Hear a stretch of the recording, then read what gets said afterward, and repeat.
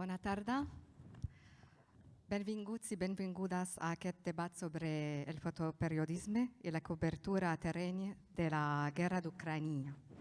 Disculpeu el meu català, soc d'origen síria i encara l'estic aprenent, poc a poc y bona lletra. Buenas tardes, bienvenidos y bienvenidas a este debate sobre fotoperiodismo y la cobertura en terreno de la guerra de Ucrania. And finally, good evening. Welcome to this debate on photojournalism and field coverage of the war in Ukraine, organized by Médicos Sin Fronteras, the Photographic Social Vision Foundation, and the CCCB.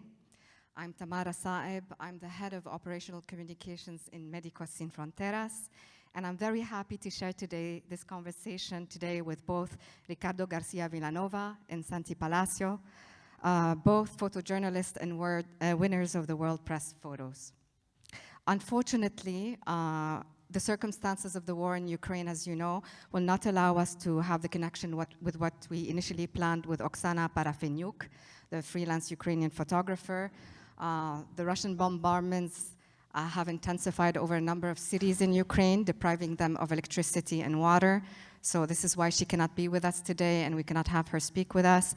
But I would like to seize the opportunity to send her our support and encouragement from here. Before we start, I just would like to say and share that thanks to Photographic Social Vision Foundation, all of you here present will have the opportunity to visit the World Press Photo exhibition after the debate. So when we finish, we will hopefully invite you to join us at the hall where this year's edition is being exhibited. And I will start by introducing our guests, though I know most of you, if not all of you, already know them. So I'll start with Santi, who's a photojournalist and the director of Sonda International, a medium specialized in visual journalism on the climate crisis. With a degree in sociology and having specialized in photojournalism on international issues, his work has earned him a lot of awards, including the World Press Photo in 2017 and also the National Photojournalism Award. Santi has been a regular contributor to 5W magazine, and he also collaborated with the Associated Press since 2015 and also worked with many international media like the Times magazine, CNN, the Sunday Times, and many others. And Ricardo has more than 20 years of experience as a photographer and videographer, working in conflict zones and humanitarian crises. In recent years, he started covering the Arab Spring, starting with Syria and Libya in 2011. He's just returned from Ukraine, and as I understand it, he's going to go back for the 6th time in a couple of days. He's also covered other conflict areas like Afghanistan, Iraq, Mali, Gaza, Lebanon, and such.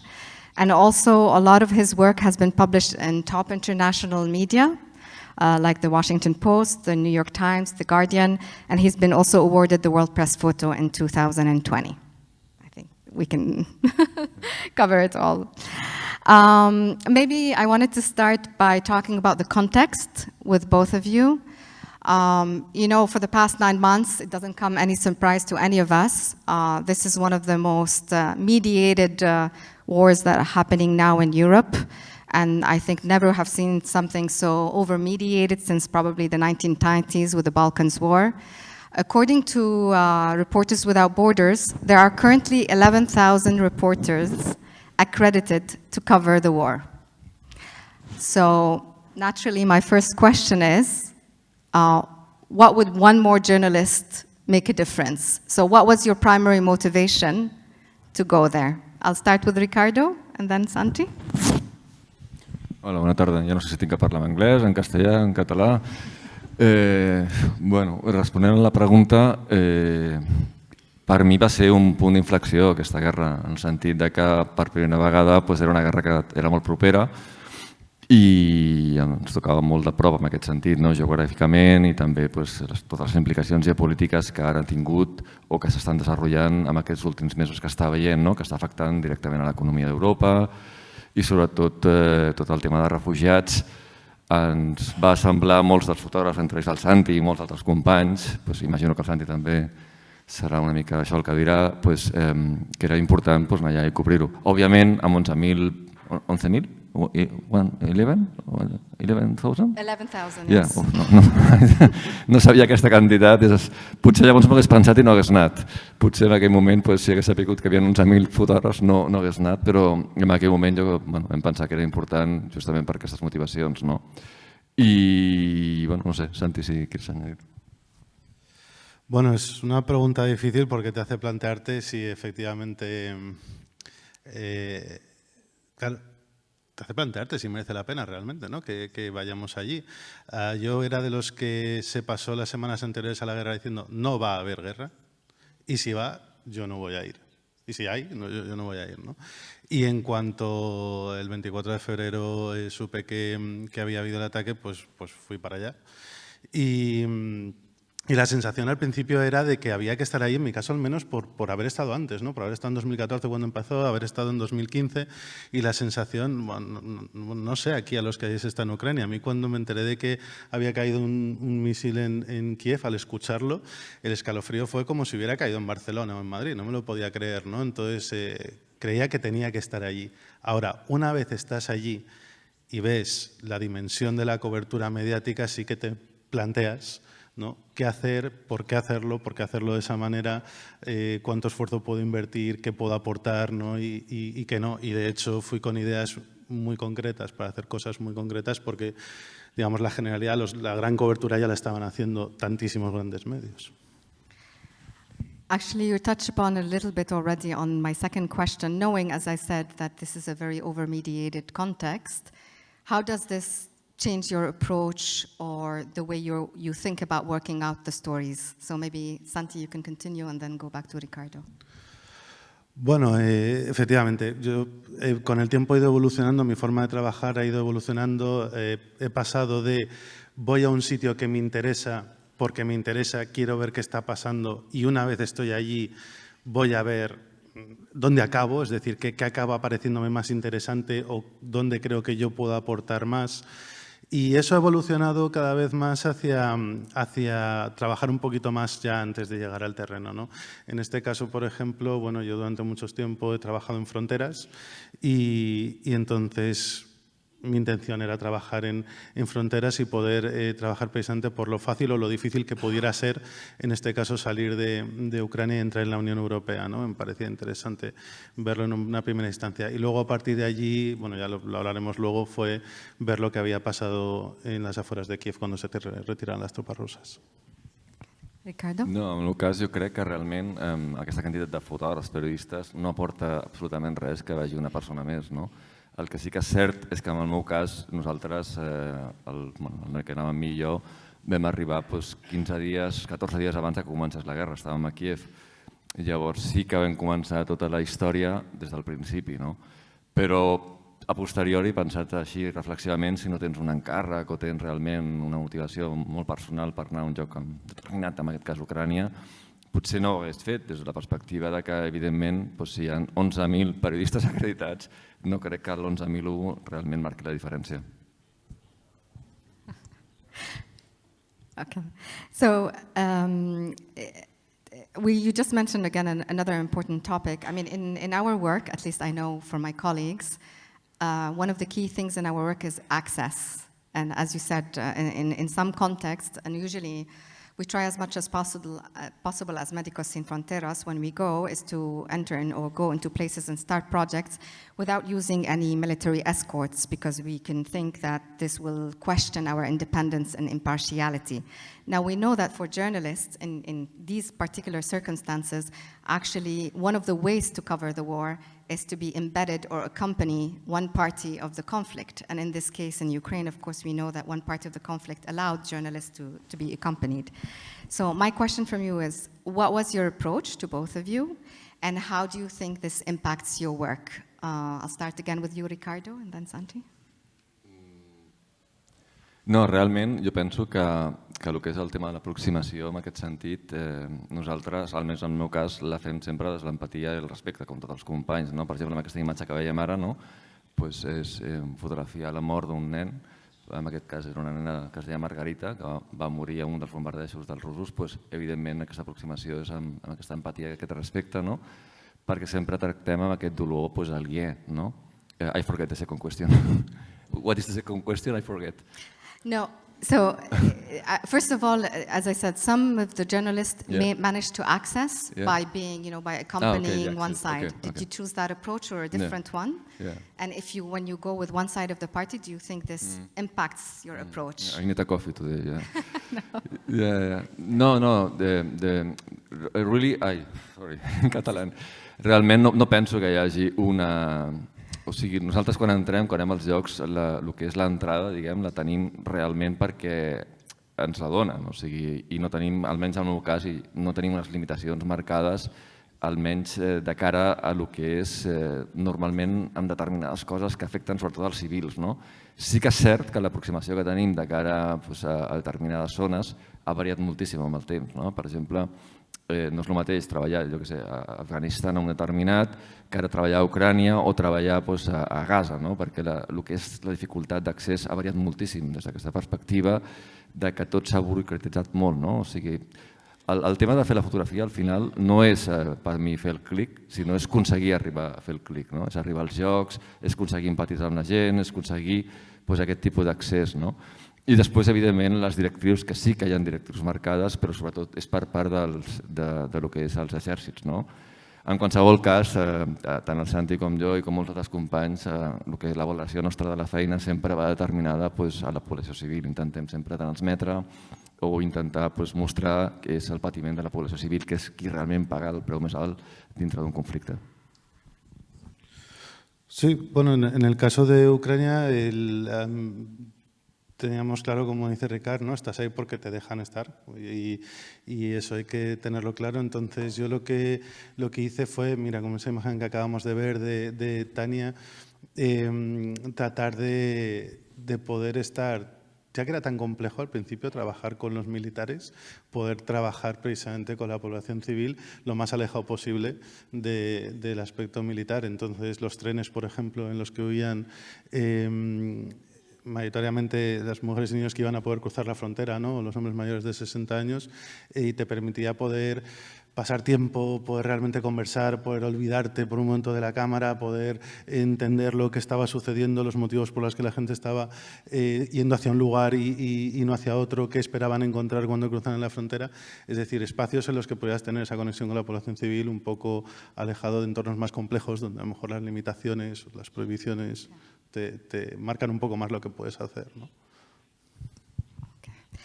And Santi, this question for you more. So we talked about, the people who can open to you the access, but there's also another key player usually, which is basically the international news agencies. We know that the coverage, most of the coverage and most of the photos, really the narrative is led by these international news agencies, and you are freelance, and you're freelancing to them.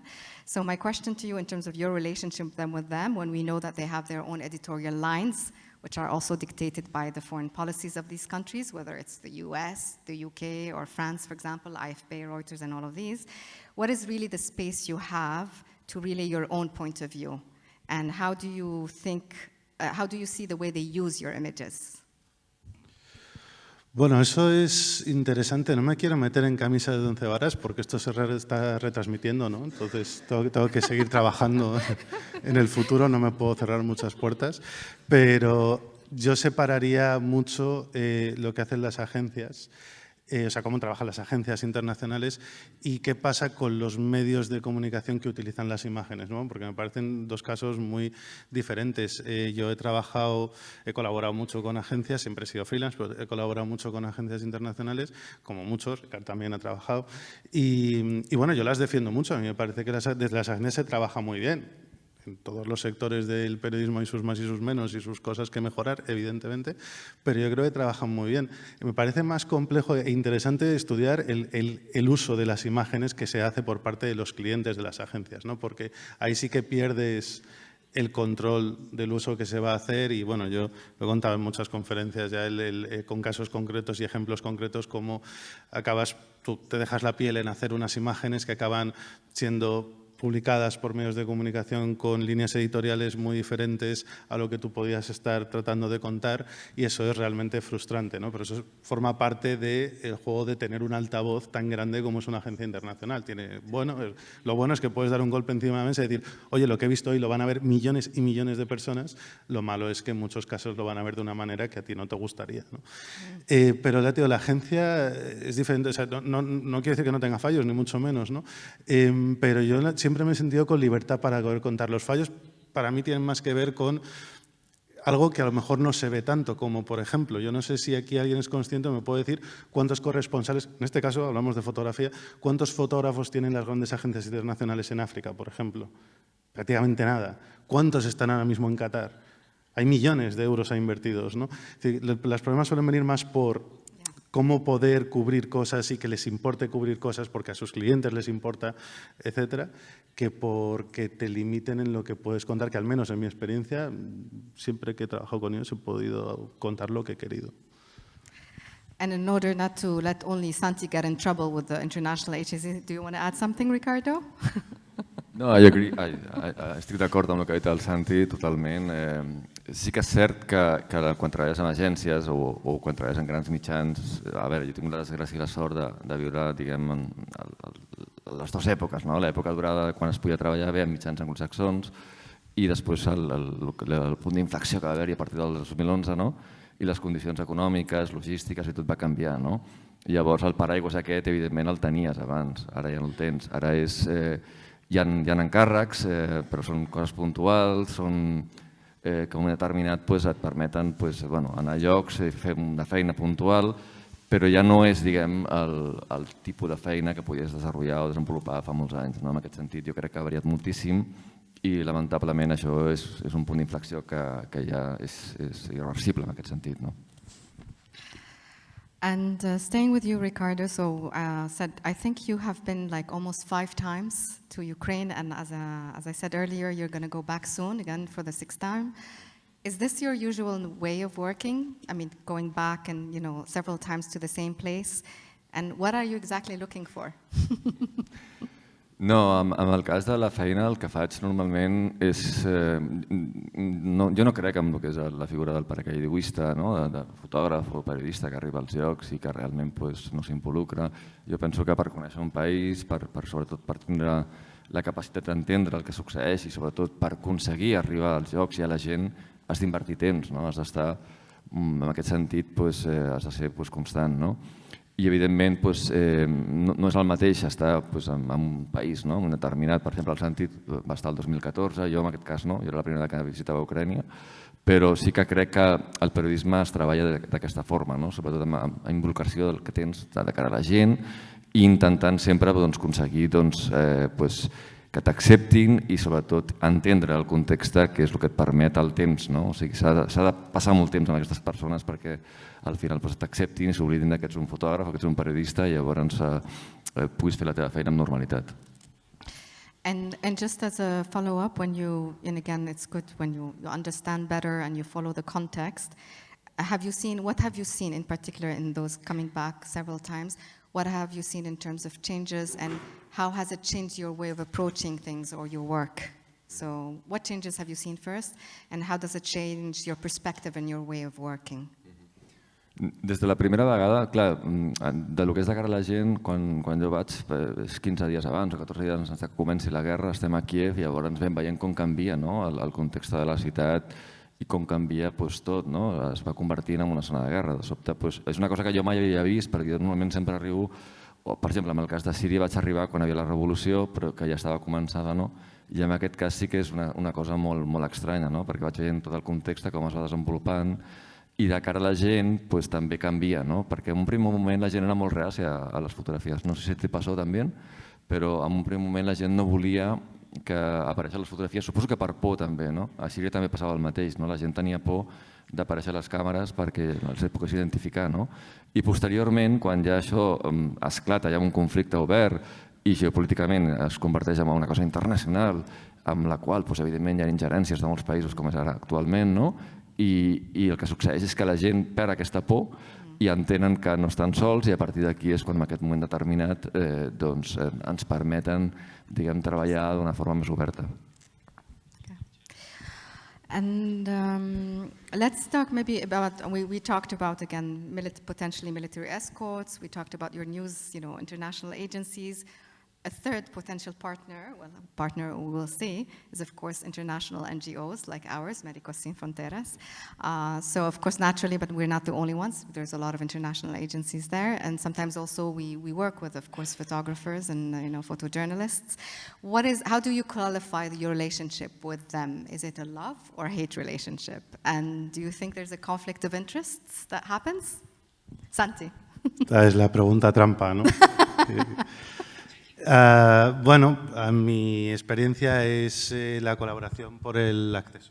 Sin la colaboración con grandes organizaciones, o a veces pequeñas organizaciones, yo no podría haber accedido a muchos de los trabajos que he hecho. Y también ha habido colaboración a lo mejor a la hora de compartir información, ¿no? Evidentemente, pero sobre todo la clave para nosotros, al menos para mí, está en el acceso. Hay muchos sitios donde es prácticamente imposible ir sin ir de la mano de una organización. Creo que luego sí que tiene que quedar claro los roles de cada uno y tiene que quedar claro que eres un periodista, un fotoperiodista que está colaborando con una organización y precisamente ahí está la colaboración. La organización también quiere dar a conocer lo que está pasando, pero es un periodista independiente que colabora accediendo y tiene que haber una distinción muy clara, ¿no?, de lo que es una cosa y la otra, pero es una colaboración súper importante, fundamental. En mi caso, muchos trabajos no se habrían hecho, desde grandes organizaciones como vosotros hasta una pequeña organización con la que pude entrar a fotografiar en una cárcel de mujeres en las que nunca había entrado una cámara, ¿no?, en Bolivia. O sea, casos muy diferentes unos de otros y para mí está ahí, en el acceso, la clave. Ricardo? No, totalment d'acord amb el Santi. Hi ha un part exponencial important, que és l'accés que ens donen aquestes organitzacions en un moment determinat. El que també és, igual Santi, que és important, és marcar aquests rols. O sigui, quan treballes amb organitzacions, normalment, evidentment, la llibertat que tens per seguretat, per temes de seguretat, perquè ells tenen una seguretat, diguem, totalment diferent a la que podem aplicar el Santi i jo quan som freelance o quan anem com a freelance, doncs queda en aquest sentit més coartada. Però és buscar el punt d'equilibri. Evidentment, en el nostre cas, el benefici és molt més gran i per això intentem, i també perquè creiem en el que fan aquestes organitzacions, també pensem que la difusió que tenen, sobretot, i la feina que fan, en el cas de Metges Sense Fronteres, i això sí que tant el Santi com jo ho diem de veritat, vull dir, fa una feina excepcional. Llavors, sempre que anem a determinats països, sempre els veiem que estan on tenen que estar. Sorry, there's always a delay in the translation until I listen. That's why I paused. Let's talk about maybe something a bit more sensitive. Of course, when we talk about conflict, we think of also death. I want to start with you, Santi, and I would like to talk about the Bucha case. Can you tell us, give us first of all an idea of the information you had before going there, and how you decided to go, and what did you find when you reached there? Información, la verdad es que tenía muy poca información, pero lo que yo imagino que todo el mundo ubica Bucha en el mapa, ¿no? Bien, Bucha es una población que está muy pegada a Kiev y es donde llegaron las tropas rusas. Esa calle que estáis viendo en la imagen, que es la calle Yablonska, venía a ser un poco casi el límite, ¿no? A partir de ahí había incursiones de los rusos y bajaban, ¿no?, a Irpin y les echaban y demás. Tú estabas allí, Ricard también.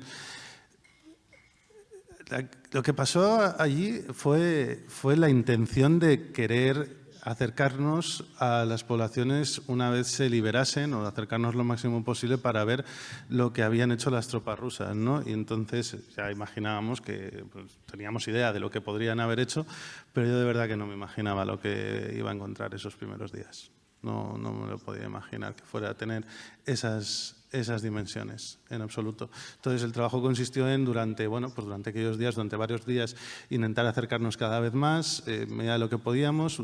Todavía estaban los rusos y todavía estaba viendo los combates, y entonces encontramos un lugar con unos compañeros griegos que más o menos cada día podíamos avanzar un poco más, y hasta que un día se marcharon. y entonces pudimos entrar y eso es lo que nos encontramos, ¿no? Nos encontramos, con el tiempo se descubrieron más de 500 cadáveres, había 3.500 supervivientes y bueno, pues te toca documentar lo que eran crímenes de guerra y tratar de hacerlo lo mejor posible. I mean, as we're looking at the photos, I mean, you can imagine also a lot of my colleagues and ourselves, you know, we go through these not similar situations. But one of our biggest questions usually when we are taking photos is about preserving the dignity of the people in the photos. And when you document such an atrocity, how do you really find that balance of taking, you know, photos of, you know, the dead people? I'm sorry, I mean, I can tell you if I'm a family member, I mean, in these cases, the family members may not be there. Would I really accept someone taking a photo like this, even if it's about documenting what happened? So just wanted to have your thoughts. Mira, esta pregunta, esto a mí me genera muchísimos dilemas. Siempre pregunto de vuelta, ¿no? Siempre suelo preguntar de vuelta si alguien cree cuando estas imágenes, que los que las hacemos y las publicamos, no paramos de preguntarnos si debemos hacerlo, si debemos publicar esta o no, en este contexto o no. A veces sufrimos por ello muchísimo. A mí no me apetece, me encantaría no tener que publicar esas imágenes, ¿no? Lo que pasa es que eres fotoperiodista y las has hecho. Y es lo que es. Y en este caso, pues es una burrada, es una matanza, es un crimen de guerra, hay que publicarlo. Entonces, ahí es donde no sé muy bien cómo decir dónde están los límites, aparte de que evidentemente tratas de hacerlo con el mayor cuidado posible, con la mayor empatía posible, intentando con la mayor dignidad posible, ¿no? Pero ya empiezo, yo creo que me resulta más fácil expresarlo en términos más bien muy fotográficos, ¿no? Que es, prácticamente no hay un rostro reconocible, casi nunca, en esas imágenes, ¿no? Intentas por lo menos evitar eso. Ahora, esas fotos preservan la dignidad de las personas fotografiadas, no sé, decímelo vosotros, ¿no? Yo es lo mejor que pude hacer, es decir, lo intentas lo mejor que puedes y luego te llevas la carga de haberla publicado. Y en estos casos he de decir que a mí, la inmensa mayoría de las veces, sufriendo por publicar fotos de personas muertas o muriendo o en situaciones límite, lo he pasado muy mal por hacerlo. Y la mayoría de las veces, cuando he tenido contacto con familiares, lo que han hecho es dar las gracias, lo cual a mí me quita un peso de encima bestial. Entre ellos, el padre de Andriy, el chico que aparece maniatado boca abajo, que fue ejecutado de un disparo en la frente. Tuve la oportunidad luego de conocerle en el entierro y de hablar con él y dar las gracias. Sin esas imágenes no habría sabido dónde estaba su hijo, ¿no? Por ejemplo, claro, los familiares te quitan el peso de encima. And maybe before I continue with you, Santi, I mean, Ricardo, I'm sure also, I mean, you face the same kind of dilemma. What goes, when you're behind the lens, what goes through your head? Do you have that same questioning? Or maybe after a while, if you've been so much in conflict zones and you've seen so many of deaths, does your regard, we say in French, you know, your view of things change? How do you feel when you're taking these photos? What goes in your head? Bueno, per descomptat, abans que periodistes som persones, no? Llavors, evidentment, aquests dilemes que comenta el Santi els tenim. Però jo crec, bàsicament, dues coses. Bueno, la primera, que evidentment la informació s'ha de donar. El que passa és que s'ha de fer aquesta informació sempre amb aquesta dignitat i amb aquest respecte, no? Respecte al punt detall, en aquest sentit, jo sempre responc el mateix. O sigui, el punt detall que tenim pel que mostrem o fins on ho mostrem, en el cas de qualsevol persona sempre és subjectiu, ve condicionat per l'educació que has tingut, per les experiències personals, per la religió inclús, per una sèrie de factors que t'han format com a persona i que en determinat fan que tu consideris que aquella imatge és publicable perquè estàs explicant la història i perquè, el que deia el Santi, la majoria de la gent el que vol és que expliquen aquestes històries. El punt detall és subjectiu, el punt detall en el meu cas és el que jo dic sempre, que és el que jo no voldria que la meva família veiés si jo fos el protagonista de les imatges, fins a aquell punt amb el qual... Però clar, aquest punt em diran, i quin punt és? És subjectiu, és un punt que evidentment el que intentem tots els fotògrafs és mantenir aquesta dignitat i aquest respecte sobretot, però també entenent que sense aquestes imatges no hi hauria aquesta informació i per tant tota la gent, diguem, que té accés a aquesta informació no la tindria. Llavors, si no s'explica, no existeix. I per mi això és l'essència del periodisme i és la feina per la qual estem allà, bàsicament. And just to go back, Santi, I understand that there was a lot of attacks on social media about the coverage on Bucha, including yours. Can you explain a bit what was the controversy about and why do you think this happened? Bueno, esto fue a mí, yo creo que lo más interesante que yo puedo precisamente compartir sobre mi experiencia en Ucrania y en el caso de la cobertura de Bucha es la conclusión a la que llegué. Bucha lo reafirmó, es una conclusión a la que ya había llegado, ¿no? Y es que falta mucha educación general, en la población en general, para que conozcamos mejor la industria de la información. Y creo realmente de forma muy profunda que hace falta que haya esa educación y ese aprendizaje incluso desde las etapas más tempranas. Creo que hace falta que los chicos salgan de los colegios sabiendo cómo funciona la industria de la información. ¿Y por qué digo todo esto? Porque esas imágenes tuvieron muchísimo impacto y a mí me ha sucedido en mi carrera, pues cada año, cada 2 años, de repente haces unas imágenes que tienen muchísimo impacto, pasas 2 o 3 días que son una locura, que te llama a todo el mundo, que las redes sociales parece que van a explotar, pero esto fue exagerado. Lo de Bucha fue algo mucho más bestia que otras veces, ¿no? Y entonces, claro, aluciné porque, por un lado, me llamaron muchísimos medios de comunicación y la primera pregunta que me hacían todos era: el Kremlin dice que estas imágenes están escenografiadas. ¿Qué tienes que decir al respecto? ¿Qué pensar? ¿Qué voy a decir? ¿Qué crees que tengo que decir al respecto, ¿no? Que el Kremlin, que no tiene ninguna credibilidad, diga semejante burrada, hace que o eleva su posición a tal relevancia que se tiene que convertir en la primera pregunta. Tenemos un problema. Yo creo que en ese sentido tenemos un problema.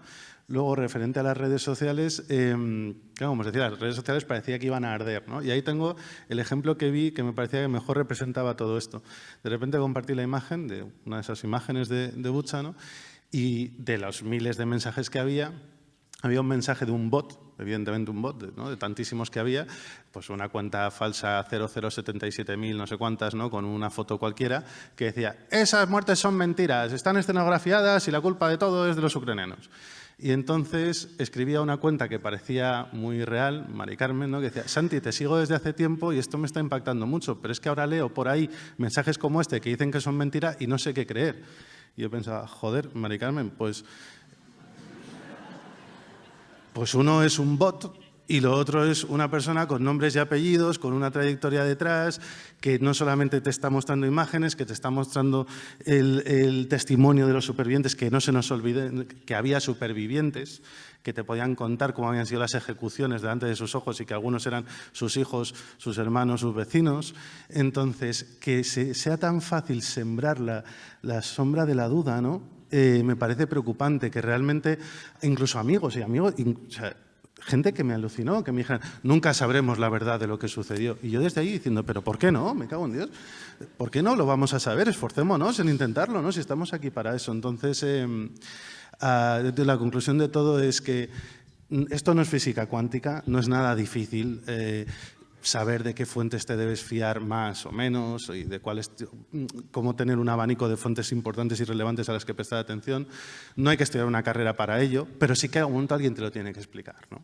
Y el ejemplo que suelo poner es que los periodistas, oye, a todos nos la pueden colar, ¿no? Pero los periodistas saben que si algo te lo dice AP, New York Times, Reuters, BBC, empieza a creértelo porque son empresas que llevan vendiendo credibilidad desde el siglo XIX y son las primeras interesadas en, si se han equivocado, en reconocerlo. Son las primeras, ¿no? Ya no lo digo por buena voluntad, por puro interés. Su negocio es la credibilidad, ¿no?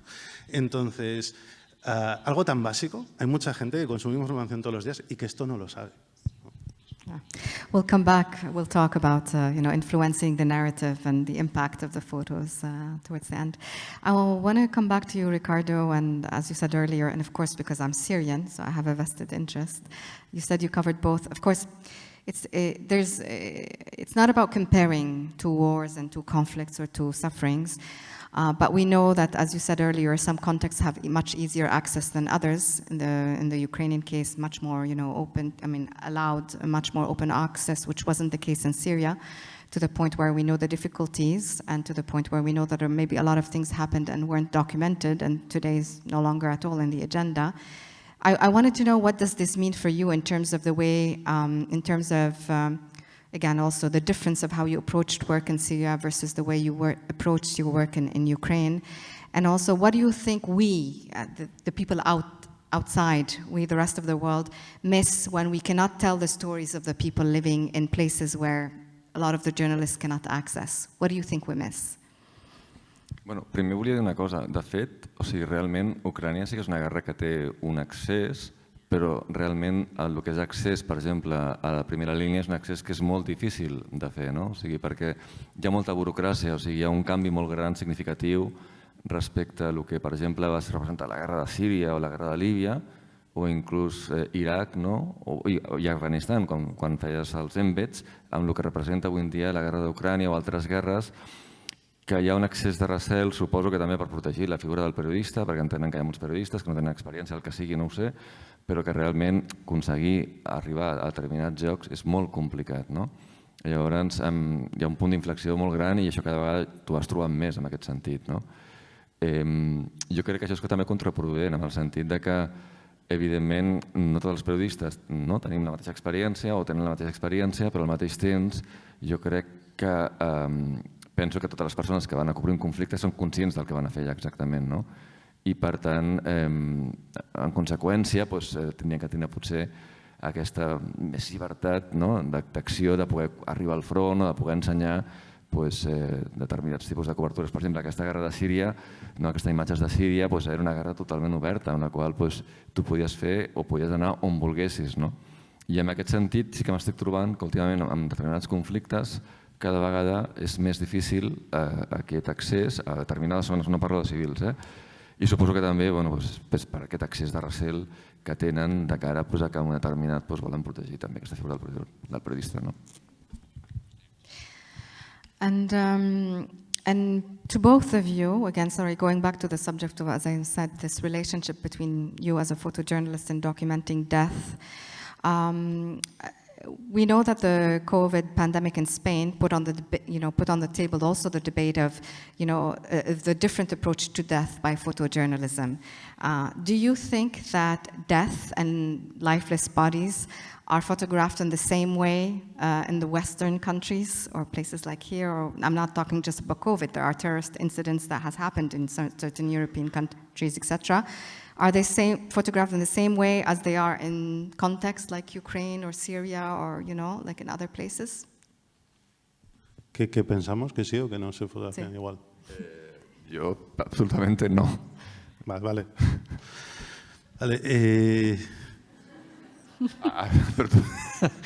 And why? If there's difference, por si estábamos why? en la misma página. ¿No? Pues empezamos a discutir aquí entre claro.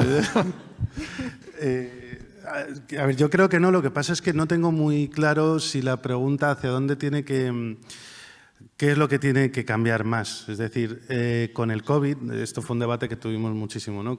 ¿Os acordáis que con el COVID no veíamos muertos aquí, lo cual, pues muchos pensábamos que era un problema, que nos estuvieran pidiendo que nos quedáramos en casa por un virus cuya consecuencia era la muerte y, sin embargo, no veíamos muertos en una época en la que hay que ver para creer, ¿no? Y esto parecía un desastre. Lo que yo no tengo muy claro es si lo que hay que hacer es, como se reivindica muchas veces, que tengamos más cuidado. Algunos dicen ser más respetuosos, yo creo que somos respetuosos, pero algunos dicen que tenemos que tener más cuidado cuando trabajamos fuera. Y yo no tengo muy claro si realmente es eso o lo que tenemos que hacer es ser más bestias cuando trabajamos, bestias o duros o explícitos o no sé cómo lo quieras llamar, ¿no? Cuando estamos en casa. Entonces, a mí lo que me sucede es que esa pregunta me la suelen hacer precisamente dirigida a que deberíamos tener más cuidado en la forma en la que fotografiamos fuera y yo creo que es al revés, que lo que tenemos es que ser más duros cuando fotografiamos en casa. Sí, jo estic d'acord amb el Santi, sobretot perquè jo recordo el període del Covid com un període fosc, sobretot per el que va ser aquí i com es va cobrir, el poc accés que vam tindre, perquè clar, jo en aquell moment estava a Síria, torno a casa i de sobte em trobo un senyor a la televisió que em diu «Hoy solo han muerto 500 persones». Clar, per mi 500 persones no ho he vist mai en una guerra. O sigui, la pitjor guerra de totes, que és Síria, que jo he estat, potser el pitjor dia eren 40 o 50 persones. Llavors, a mi quan em parlaven de 500 persones mortes i que em deien que la cosa anava bé, no tenia paraules. Llavors, també penso que va haver-hi un excés per part de qui fos d'intentar protegir la població un cop més, el que dèiem abans amb el tema de les cobertures, i això el que va fer és infantilitzar la població. No? O sigui, jo entenc que no podem donar cada dia una imatge de morts, entenc que no